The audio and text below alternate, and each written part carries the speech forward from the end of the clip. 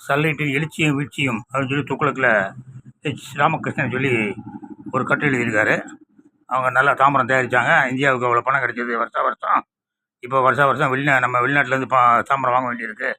நம்ம ரொம்ப கஷ்டப்பட்டுட்டு அப்படின்னு சொல்லி ஸ்டெர்லைட்டை பற்றி ஒன்று எழுதியிருக்காரு. கடைசி பேரால் சொல்கிறாரு.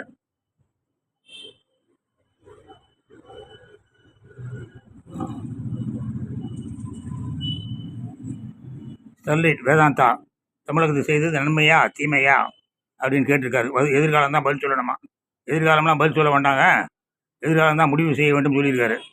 நிகழ்காலமே முடிவு பண்ணிடுச்சு. வாட்டர் வாட்டர் வாட்டர் ஒரு நாளைக்கு 900 டன் தாமிரம் தயாரிக்கிறதுக்கு ஒரு டேங்கர் 25,000 வாங்கினாவன். ஒன்று விவசாயிகள்லாம் விவசாயத்தை விட்டுட்டு டேங்கர் நீர் நிலத்தடி நீர் வியாபாரம் பண்ண ஆரம்பிச்சிட்டாங்க. ஆனால் தகராறு பண்ணி ஒரு தடவை அரெஸ்ட் ஆகி பெரிய கலட்டெல்லாம் பண்ணி அதுக்கப்புறமா தண்ணீர் எல்லாருக்கும் தெரிஞ்சு போச்சு. ஆனால் சுப்ரீம் கோர்ட்டில் அதை கையில் எடுத்துக்கல. சுப்ரீம் கோர்ட்டை மூட வச்சுட்டாங்க, நீ திறக்க முடியாது அப்படின்ட்டு. அதனால் வேதாந்தா தூத்துக்குடி மாவட்டத்தில் 13 கிலோமீட்டர் 12 கிலோமீட்டரோ நிலத்தடி நீர் உப்பாகி போச்சு.